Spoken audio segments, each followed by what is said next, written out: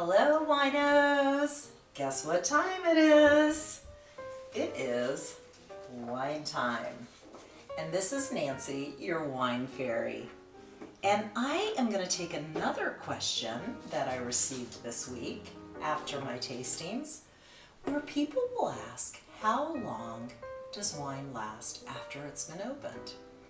Well, I have to tell you, I had to do a little research, because when I open wine, I finish it, because I don't want to disrespect the grapes. Wine is life, and while you have to drink responsibly, if you're going to open a bottle and you're not going to finish it, you need to plan.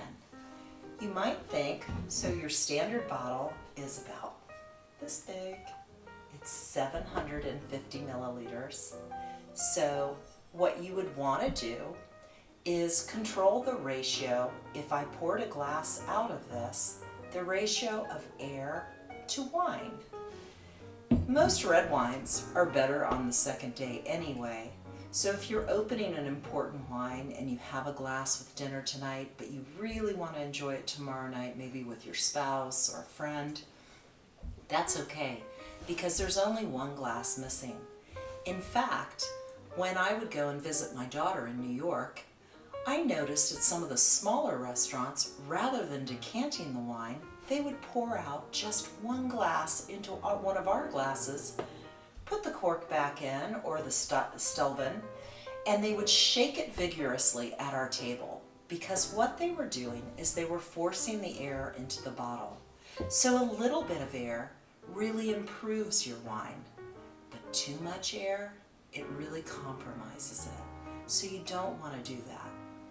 The most you should leave your wine opened and not drank would probably be 2 to 3 days. You could probably really stretch it to 5 days if it were properly stored.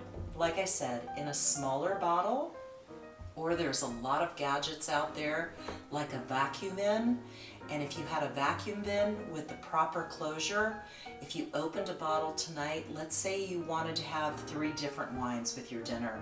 You wanted a heavier red, maybe a white, and then maybe a more medium red with your dinner. And there was only the 2 of you. It sounds like you're going to really impress someone tonight. But of course you're not going to drink 3 bottles of wine and 2 people. With this little handy gadget, you can suck the wine out of the bottles, reclose the bottles with these closures that come with the vacuum seal, and it's not very expensive.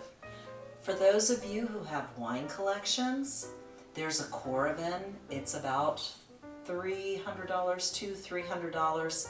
It actually will puncture the top of the bottle and get out just one glass, and then put a little bit of gas back in the bottle to create a barrier so that the air does not compromise the wine, and you can save that very delectable bottle in your wine cellar or for another occasion, but at least you can have a little sip without compromising the whole bottle. So just remember, your wine has to come in contact with air to make it really achieve its full expression. However, too much air is going to oxidize the wine, and you're not really going to like it.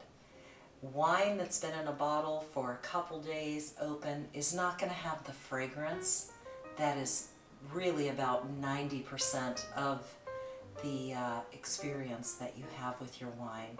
So even if you cork it back up, but there's a lot of air in the bottle, you don't want to do that.